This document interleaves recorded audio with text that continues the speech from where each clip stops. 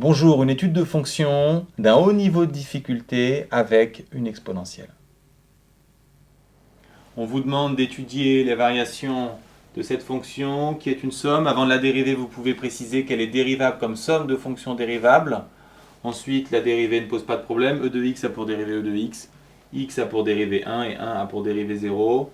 D'où la dérivée suivante. On a affaire à la somme d'une exponentielle et d'une constante. Donc quand on cherche son signe, on va poser une inégalité qu'on va résoudre soit en appliquant un logarithme à gauche et à droite, soit par ses connaissances sur la fonction exponentielle qui est supérieure à 1 à partir de 0.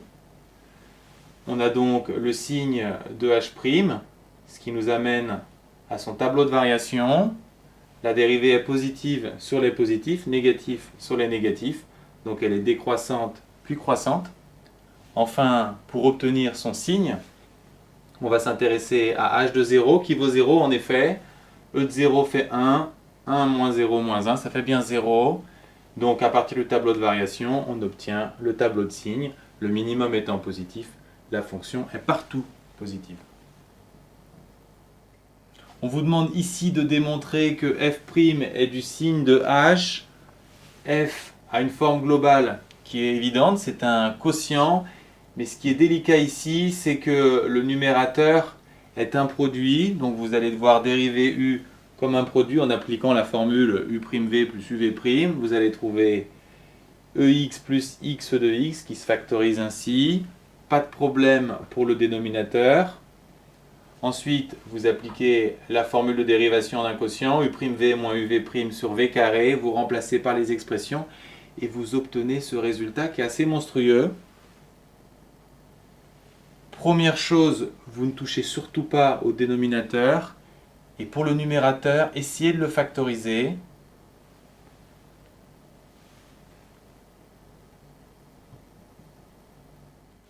Au numérateur, il y a un facteur commun, e de x. Vous factorisez donc par e de x. Vous obtenez cette expression. Vous développez le crochet. Les x de x vont se simplifier. Et vous allez tomber sur e de x moins 1. Vous reconnaissez h. Donc votre calcul est juste. Vous précisez bien que vous avez h de x dans l'expression. E de x et le dénominateur étant tous les deux strictement positifs, f' est du signe de h.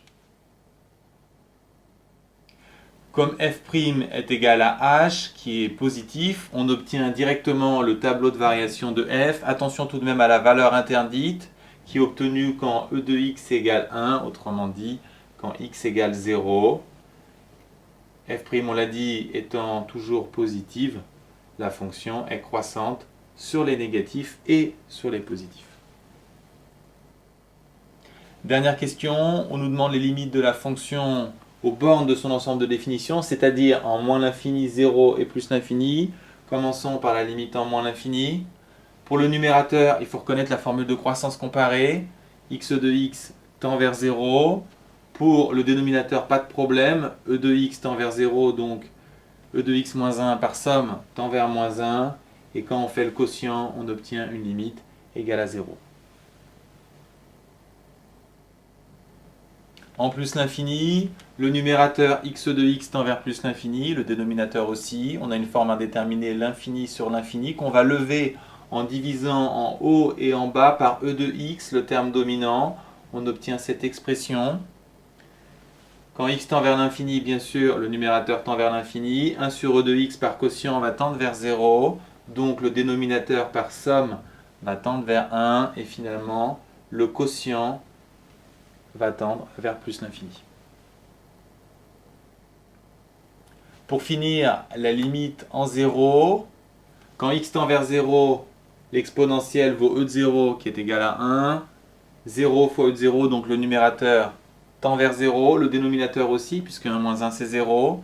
On a une forme indéterminée 0 sur 0. Et la levée est très difficile puisqu'il faut reconnaître la limite associée au taux d'accroissement de l'exponentielle. C'est e de x moins 1 sur x qui en 0 vaut 1, qui ici en plus est présenté inversé. Donc on va commencer par la faire apparaître. On isole le e de x, On inverse pour faire apparaître 2x moins 1 sur x. Et ensuite, il n'y a plus qu'à rédiger. La limite, on l'a dit, en 0, c'est 1. On l'inverse, le passage à l'inverse ne change pas la valeur. 1 sur 1, c'est bien 1. E de x en 0, pas de problème, c'est 1. Par produit, la limite vaut 1. Tout cela est cohérent avec le tableau de variation.